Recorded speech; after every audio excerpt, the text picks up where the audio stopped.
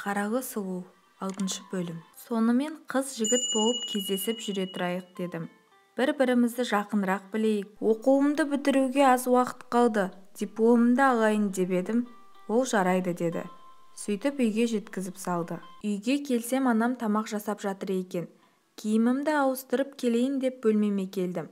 Жаңағы жігітіммен болған әңгімені сараладым. Менің өткен өміріме таң қалмай, ешқандай сезімсіз, жеңіл қарай салғаны маған біртүрлі болып көрінді. Сәкен арманмен тұрмыс құрғаныма 1 ай болар-болмас уақыт болса да, сен бетін ашылған әйелсің, деп маған небір ауыр сөздер айтып, өмірімді тозаққа айналдырып жіберді емес пе? Онымен өткізген өмірім аз уақыт болса да, жаныма өшпес жара салып еді. Әйтеуір анамның, әпкемнің қолдауымен оқуға түсіп, кішкене алданып, міне, қаншама уақыт өткен соң енді есімді жия бастаған едім. Сондықтан да асықпағаным жөн болар, деп ойладым. Тағы да от басып жанымды күйік шалғанын көтере алмайтын едім. Енемнің ауыр сөздері әлі де санамнан өшпеген еді. Мен шынымен қаралы жесір бола беремін бе? Бұл жігітпен тұрмыс құрсам, бұл да жазатайым ажал құшпайды ма? Осылай қалың ойға шомылып кетіппін. Анамның, «Нәкөш, кел, тамақ дайын болды», деген сөзінен селк ете қалдым.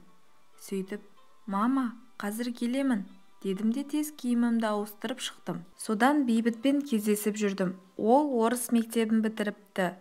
Жоғарғы оқу орнын орыс тілінде аяқтапты.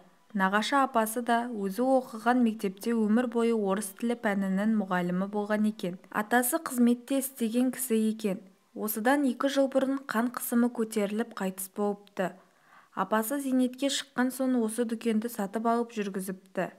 Жігітім оқу бітірген соң апасы, мен кәртейіп қалдым. Дүкенді саған тапсырдым, өзің бас көз бол, деген екен. Жігітім мемлекеттік мекемеде жұмыс істейді. Дүкен қосымша табыс көзі. Достары, араласатын ортасы, көбісі орыс тілді екен. Заманауи көзқарастағы адамдар. Алғашқы некесі сәтсіз аяқталыпты. Әйелі алғашында мінезі жақсы болғанымен, кейін қатты өзгерді, дейді. Апаммен мен жоқта ұрсады екен. Бір күні кәрі қақпас, сенен шаршадым, деген сөзін кездейсоқ естіп қалып, содан мені тәрбиелеп өсірген анама тіл тигіздің, деп мінездері де жараспай ажырасып кетіпті. Кейін кешірім сұрап келсе де кешпей қойыпты. Араларында бала жоқ екен. Сонымен мен оқуымды аяқтадым. Диплом алып мамандық иесі атандым. Көңілім көтеріліп, қатты қуандым. Менің қуанышымды бөлісуге ауылдан әпкем қыдырып келді. Осы орайда жігітім, «Ананмен, әпке жезденмен танысайыншы», деді. Сосын оларға шет жағасын айтып едім, әпкем қуанып кетті. «Нәкөш, сен де бақытты болуға лайықсың, әрине танысып көрейік», деді. Ал анам маған біртүрлі қобалжып қалғандай көрінді. Сөйтіп демалыс күні жігітімді алғаш рет үйге қонаққа шақырдым. Бейбіт гүлін, тәттілерін алып, тап-тұянақтай болып киініп келіпті. Барлығымен амандасып, танысып, бұрыннан көріп, біліп, сөйлесіп жүрген адамдай өзін емін-еркін ұстап отырды. Мінезі ашық еді. Қалжыңдағанды жақсы көретін. Кейде мен салмақты сөйлесіп жатсам, әңгіменің соның қалжыңға айналдырып жіберетін еді. Үнемі менің көңілімді көтеріп жүретін. Бейбіт мен үшін қара түнектің артынан шыққан күн секілді. Осы уақыт ішінде мен оны қатты жақсы көріп кетіп едім. Сонымен не керек? Жігітім үйдегілерге ұнады.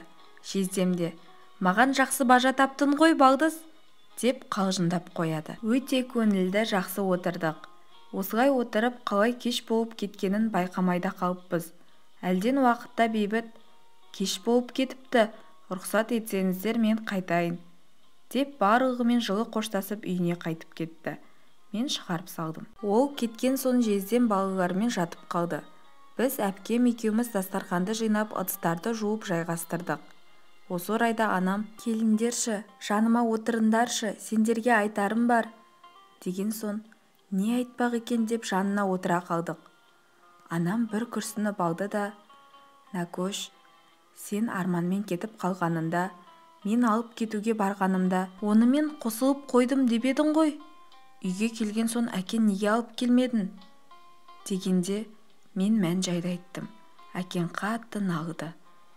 оң жағында отырған қызына дұрыс тәрбие бере алмадың, деп маған қатты ұрысты. Мен қайтейін енді, болары болды, қызына ендігі батанды беріп бақытын тілейік деп едім. Ол тексіз маған бала бола алмайды, ана қызын да бұл шаңыраққа ие бола алмайды, көгермегір, деп қатты айтып еді. Арман ененің некесіз туған баласы еді. Ата-ана тұрмысқа шыққанда артынан еріп келген болатын. Мұны сен білмейсің-ау. Содан Арман жазатайым ажал құшқанда әкен айтқан сөзіне қатты өкінді. Арманның жаназасына барды. Қабір басында одан кешірім сұрап, оны да кештім деп айтып еді. Кейінгі кездері қайтыс болардың алдында қатты күйзеліп жүреді. Сол баланың өліміне өзін кінәлі санады-ау. Соңғы кездері сені қайта-қайта есіне алып сағынып жүреді. Шалғынбай көкен де қайта-қайта айта берген соң, Сәкенмен бағын ашығар, дегенмен досыма келін болады, жақсы қарап жылатпайды, деп соларға тұрмысқа берді. Онда да бағын ашылмады ғой жаным, қайтейін. Енді мына жігітпен бағын ашығар, Алла бұйыртса. Алдымен ауылға барып әкене арнап мал сойып басына Құран оқытайық. Әпкеннің де үйіне барып бір құдайы тамақ берейік. Бейбітті де көнсе ертіп ал, әкеннің басына барып бата сұра, деді. Сөйтіп анам көзіне жас алып жылап қалды. Менің де біртүрлі көңілім құлазып кетті. Әпкем екеуміз де көңіліміз түсіп жылап қалдық. Ертесінде жігітіме хабарласып, менімен ауылға барасың ба? Әкеме арнап Құран оқытамыз, әрі туған жерімді көріп қайтасын, деп едім. Ол, жарайды, қай күні барамыз? Мен жұмыстарымды реттестіріп алайын, деп келсе кетті. Ауылымыз Алматыға алыс емес, 5 сағаттық жол еді. Сөйтіп жездем бар, Бейбітпен 2 көлік болып ауылға бардық. Әкемнің әруағына арнап мал сойдық. Туған туысқандарды шақырып құдайы тамақ бердік. Оларға анам Бейбітті, болашақ күйеу балам, әкесіне Құран бағыштап қызымның қолын сұрап келіп отыр, депті. Әкемнің бейітінің басына бардық. Құран бағыштап әкемнен кешірім сұрадым. Осы жігітім екеумізге батанды бер. Қанша қиналдым. Енді бақытты болуға құқым бар шығар. Айтқан сөзіңді қайтып алшы, деп іштей дұға оқыдым. Сәкен де сол бейітке жақын маңда еді. Оның басына барып Құран оқыдық. Ауылдағылар сыпсыңдап сөз қылды. Мына қаралы жесір тағы да күйеуге шыққалы жатыр екен. Мына баланың да басын жалмайтын шығар. Өзі жолы болғыш екен. Әп-әдемі қаланың баласының басын айналдырып алыпты, деп өсектеп жатыр екен. Мен жолай Арманның нағашы апасы Жаңыл әжеге кірген болатынмын. Мұны да сол кісіден естіген едім. Мені көргенде ол кісі, Арманымның көзі-ау, жарығым, деп менімен жылап көрісті. Мен де өткенім есіме түсіп, көңілім босап бір жылап алдым. Әжеймен Бейбітті таныстырдым. Жаңыл әжей, қалқам, бақытты болуға әбден лайықтысың, бағына жылсын. Ешқандай сыпсын сөздерге мән берме. Немеремнің көзі едің. Ауылға келгенде мені ұмытпай келіп тұр, деп батасын берді. Жалғасы бар.